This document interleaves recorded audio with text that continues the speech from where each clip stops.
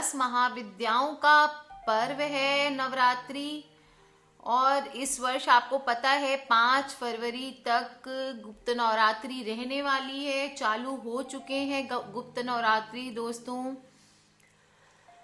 नवरात्रि में प्रलय एवं संहार के देव महादेव एवं माँ काली की पूजा का विधान आता है। गुप्त नवरात्रि में साधक दोस्तों गुप्त सिद्धियों को अंजाम देते हैं, चमत्कारी शक्तियों के स्वामी बन जाते हैं।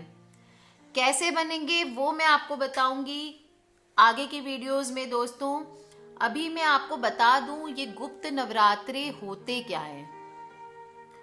हिंदू धर्म में नवरात्रों को माँ दुर्गा की साधना के लिए बेहद ही महत्वपूर्ण माना जाता है।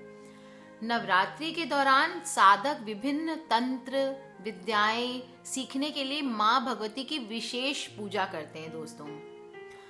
तंत्र साधना वालों के लिए टोटके चमत्कारी जो भी शक्तियां होती है, हर चमत्कार के लिए, हर चमत्कारी जो विद्याएं होती है, उनके लिए गुप्त नवरात्रों में अपना एक स्थान माना जाता है। आषाढ़ और माघ मास के शुक्ल पक्ष में पड़ने वाले नवरात्रों को गुप्त नवरात्रि माना जाता है। इन नवरात्रियों के बारे में बहुत ही कम लोगों को जानकारी होती है, पर आज जैसे मैं आपको बता रही हूँ तो आपको ये जानकारी हो। अगर आप इसको शेयर करेंगे अपने दोस्तों के साथ, अपनी फैमिली वालों के साथ, अपने रिश्तेदारों के साथ, तो धीरे धीरे काफ़ी लोग इसके बारे में जान जाएंगे। बहुत ही बेनिफिशियल होता है दोस्तों। गुप्त नवरात्र करने वालों की जीवन से सभी प्रकार की असुविधाएं, दुख दुविधाएं दूर हो जाती है। और मान्यता के अनुसार गुप्त नवरात्रि के दौरान नॉर्मली जैसे आप अन्य नवरात्रों में पूजा करते हैं, उसी प्रकार आपको इन नवरात्रों में भी पूजा करनी चाहिए। परंतु जो मंत्र उच्चारण है, जो साधनाएं आपको करनी है, वो गुप्त नवरात्रि के अलग होते हैं, विशेष होते हैं हर दिन के। वो आपको मैं बताऊंगी, वैसे वैसे आपको करना है दोस्तों। 9 दिनों के उपवास का संकल्प लेते हुए प्रतिपदा यानी पहले दिन घट स्थापना तो करते ही हैं, और घट स्थापना के बाद प्रतिदिन आपको सुबह और शाम माँ दुर्गा की पूजा करनी है। अष्टमी या नवमी के दिन कन्या पूजन के साथ आपको नवरात्र व्रत का उद्यापन कर देना है दोस्तों। गुप्त नवरात्रि में 10 महाविद्याओं की, जैसे कि मैंने आपको पहले भी बताया, 10 महाविद्याओं की साधना की जाती है। तांत्रिक क्रियाएं, शक्ति साधना, महाकाल आदि से जुड़े लोगों के लिए बहुत ही विशेष महत्व रखते हैं नवरात्रि। और इस दौरान देवी भगवती के साधक बड़े कड़े नियम के साथ व्रत और पूजन करते हैं। तो अगर आप ये नवरात्रि करने वाले हैं तो आपको बहुत ध्यान से करना है। इस दौरान लंबी साधना करके आप दुर्लभ शक्तियों की प्राप्ति भी कर सकते हैं। तो दोस्तों इस बार जो करना चाह रहे हैं, सिर्फ 2 दिन बचे हैं, आप अभी भी कर सकते हैं। अगर आपने नहीं किया है तो विशेष मंत्रों के साथ आप पूजा कर सकते हैं दोस्तों। जो प्रमुख देवियां हैं गुप्त नवरात्रि की, उनके बारे में मैं आपको बताती हूँ। गुप्त नवरात्रि के दौरान कई साधक महाविद्या यानी तंत्र साधना के लिए माँ काली की पूजा करते हैं। दूसरी देवी होती है तारा देवी, तीसरी है त्रिपुर सुंदरी, चौथी है भुवनेश्वरी माता, 5वीं है छिन्नमस्तिका माता। उसके बाद है त्रिपुर भैरवी, माँ द्रुमावती, माता बगलामुखी, मातंगी माता और कमला देवी। दोस्तों इन देवियों की आपको गुप्त नवरात्रि में उपासना करनी है विशेष फल प्राप्ति के लिए। जो मुख्य पीठ है वो है कामाख्या पीठ, तारापीठ, नासिक में, उज्जैन में। ये 4 जगह इनकी मुख्य पीठ कहलाते हैं दोस्तों। उज्जैन में महाकालेश्वर मंदिर में 12 ज्योतिर्लिंगों में से एक है। ये मध्य प्रदेश के उज्जैन जिले में है। स्वयंभू, भव्य और दक्षिणामुखी होने के कारण महाकालेश्वर महादेव की अत्यंत पुण्यदायी माना जाता है।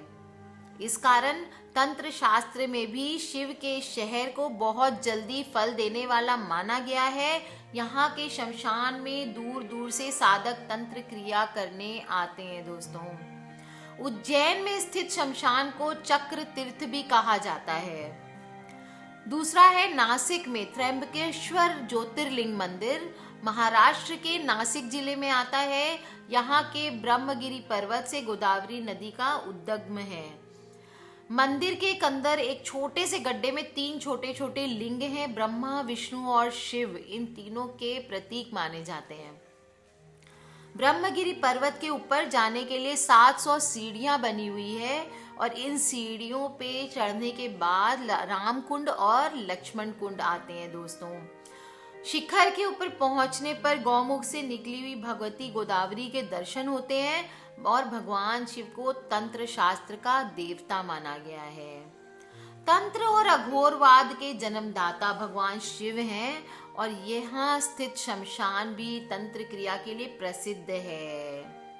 दोस्तों, तारापीठ का खास महत्व है और ये मंदिर पश्चिम बंगाल के वीरभूमि जिले के एक छोटे से शहर में है, जहाँ तारा देवी का मंदिर है और इस मंदिर में माँ काली के रूप में तारा माँ की प्रतिमा स्थापित की गई है।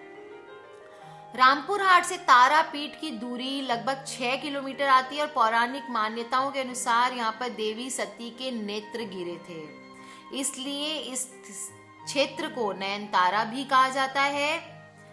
तारापीठ मंदिर का प्रांगण शमशान घाट के निकट स्थित है। इसे महाशमशान घाट के नाम से भी लोग पुकारते हैं और इस महाशमशान घाट में जलने वाली चिता की अग्नि कहते हैं कभी बुझती नहीं है और यहाँ पर आने वाले लोगों को किसी भी प्रकार का भय नहीं लगता। मंदिर के चारों ओर द्वारका नदी बहती है और इस शमशान में दूर दूर से साधक साधनाएं करने आते हैं। आखिरी जो सिद्ध मुख्य पीठ है दोस्तों, वो है कामाख्या पीठ, आसाम में स्थित है। दोस्तों, कामाख्या पीठ आसाम की राजधानी दिसपुर के पास गुवाहाटी से 8 किलोमीटर दूर कामाख्या मंदिर स्थित है। यहाँ मंदिर पे एक पहाड़ी पर बना हुआ है। इसका बहुत ही बड़ा तांत्रिक महत्व माना गया है।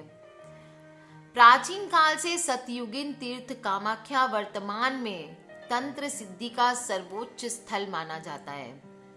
पूर्वोत्तर के मुख्य द्वार कहे जाने वाले असम राज्य की राजधानी दिसपुर से 6 किलोमीटर की दूरी पे नीलांचल या नील शैल जो पर्वतमालाएं हैं, वहां पे स्थित है मां भगवती कामाख्या की शक्ति सिद्धि पीठ।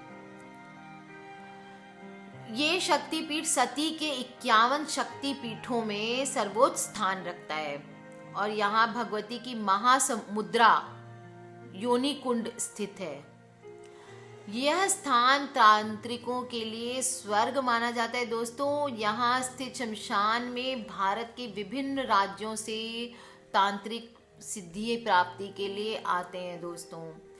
आपको अब समझ में आया होगा दोस्तों कि गुप्त नवरात्रि क्या है। तांत्रिक विद्याओं के लिए बहुत ही खास है नवरात्रि, और जो लोग इस नवरात्रि में दुर्गा साधना करते हैं तो विभिन्न तंत्र विद्याएं सीखने के लिए माँ भगवती की विशेष पूजा अर्चना करना इन नवरात्रियों में बहुत ही लाभदायक हो जाता है।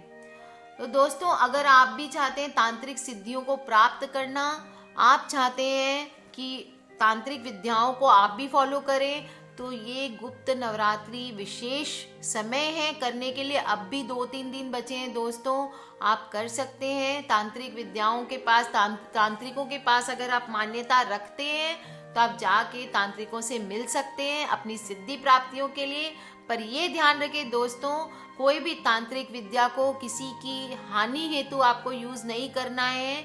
आपको हमेशा अपने हित के लिए आप कुछ भी करें वो लाभदायक होता है, परंतु किसी भी तांत्रिक विद्या को किसी और की हानि के लिए करना आपको खुद के लिए भी नुकसानदायक हो सकता है।